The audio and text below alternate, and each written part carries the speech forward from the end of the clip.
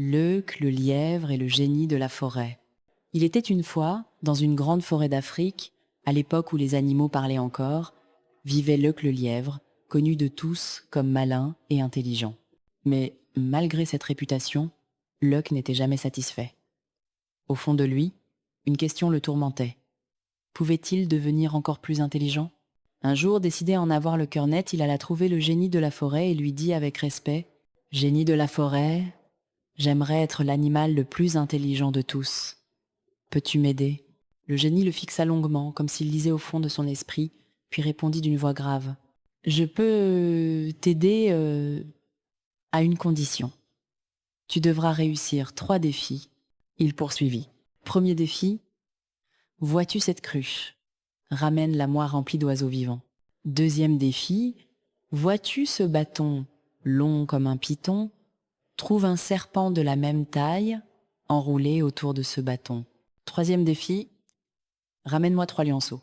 Si tu réussis, conclut le génie, j'augmenterai ton intelligence. Leuc hésita un instant. Les défis semblaient impossibles. Puis il sourit. Après tout, il était Leuc. Le premier défi. Leuc se rendit près d'un ruisseau où de nombreux oiseaux venaient boire.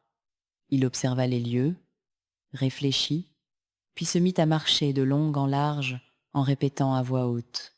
Ce n'est pas possible, c'est vraiment pas possible. Intrigués, les oiseaux s'approchèrent. Qu'est-ce qui n'est pas possible, Leuc ? On m'a dit que vous étiez incapable de remplir cette cruche, répondit-il calmement. Piqués dans leur fierté, les oiseaux s'exclamèrent « C'est faux. Regarde bien. » En un instant, ils remplirent la cruche.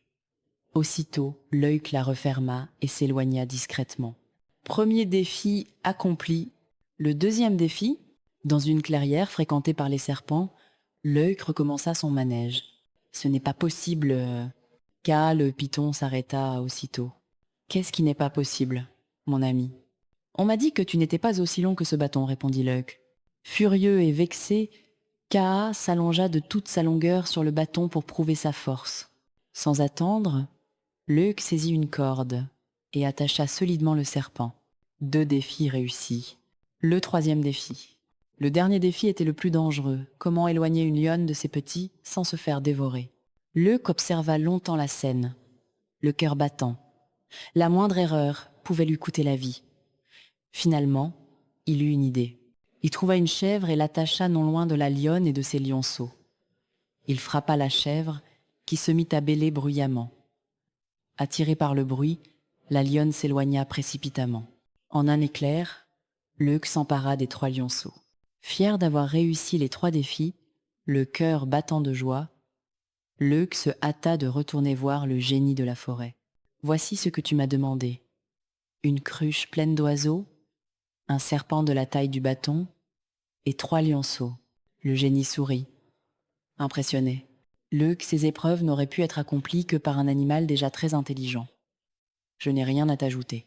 Si j'augmentais ton intelligence, tu me dépasserais.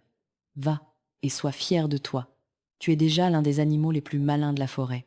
Satisfait, Leuc remercia le génie et repartit joyeusement, fredonnant une chanson sous les arbres. Morale de l'histoire de Leuc et du génie de la forêt. On cherche parfois à devenir ce que l'on est déjà. La vraie intelligence, c'est de reconnaître sa propre valeur